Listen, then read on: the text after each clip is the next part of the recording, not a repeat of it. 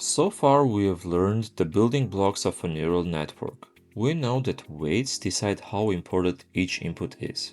We know that bias shifts the result. And we know that an activation function adds the nonlinearity that lets a network learn complex patterns. But how do all of this work together to actually make a prediction? That process is called forward propagation.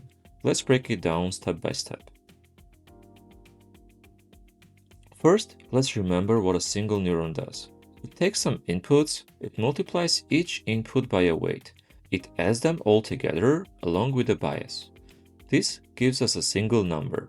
Then it passes that number through an activation function, which produces the neuron's output.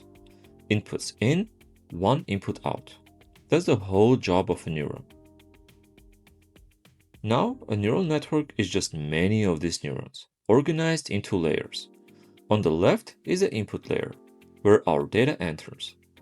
In the middle is a hidden layer, where the real computation happens. And on the right is the output layer, which gives us the final answer. Every neuron connects to every neuron in the next layer, and each connection has its own weight. Let's make a prediction. We feed three numbers into the input layer, 0.9, 0.2, and 0.7. These values now travel forward through the network. That's why it's called forward propagation.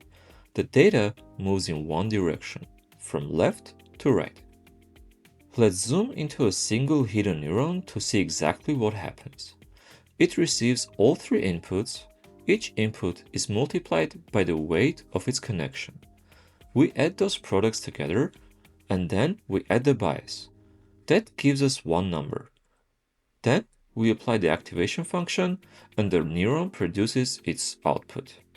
In this case, about 0.8.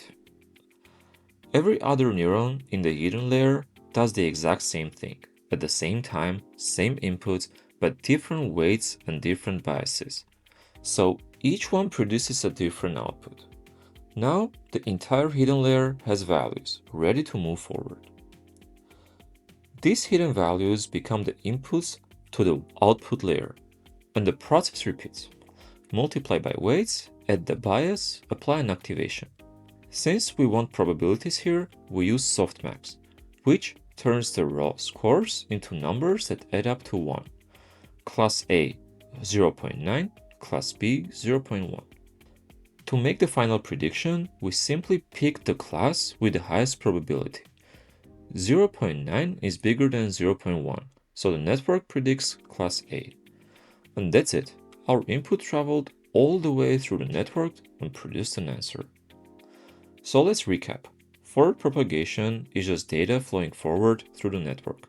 At every neuron, multiply by weights, add a bias, apply an activation. But here's the important part. Right now the network is using random weights, so its predictions will usually be wrong. Forward propagation is only half the story. In the next video, we'll see how the network measures its mistakes and learns to fix them, a process called backpropagation. If this video helped, please subscribe to the channel. Thanks for watching, and I'll see you in the next one.